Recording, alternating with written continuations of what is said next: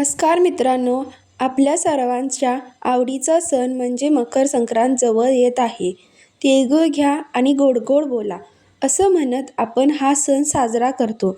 पण तुम्हाला माहीत आहे का, हा सण नेमका का साजरा केला जातो?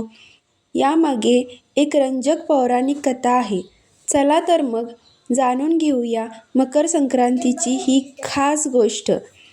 पौराणिक कथेनुसार सूर्यदेव आणि त्यांचा पुत्र शनिदेव यांचे संबंध फारसे चांगले नव्हते.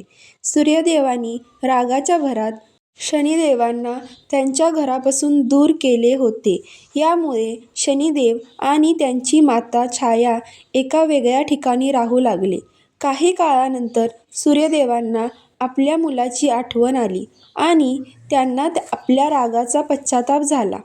म्हणून त्यांनी शनिदेवांना भेटण्याचे ठरवले. त्या दिवशी सूर्यदेव शनिदेवांच्या घरी पोचले. तो दिवस मकर संक्रांतीचा होता. जेव्हा सूर्यदेव शनिदेवांच्या घरी गेले तेव्हा शनिदेवांकडे त्यांना अर्पण करण्यासाठी काहीही मौल्यवान वस्तू नव्हती. त्यांच्याकडे फक्त काळे तीळ होते. शनिदेवांनी अत्यंत भक्तीने आणि आनंदाने आपल्या वडिलांचे स्वागत काळ्या तिळांनी केले. मुलाची ही भक्ती पाहून सूर्यदेव प्रसन्न झाले.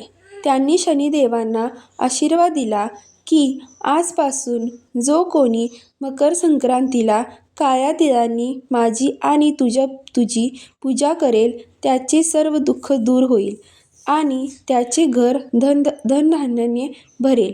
तसेच याच दिवशी सूर्यदेव आपल्या मुलाच्या राशीत म्हणजे मकर राशीत प्रवेश करतात. म्हणूनच या दिवसाला मकर संक्रांत म्हणतात. कथा आवडल्यास चॅनेलला नक्की सबस्क्राईब करा. थँक्यू.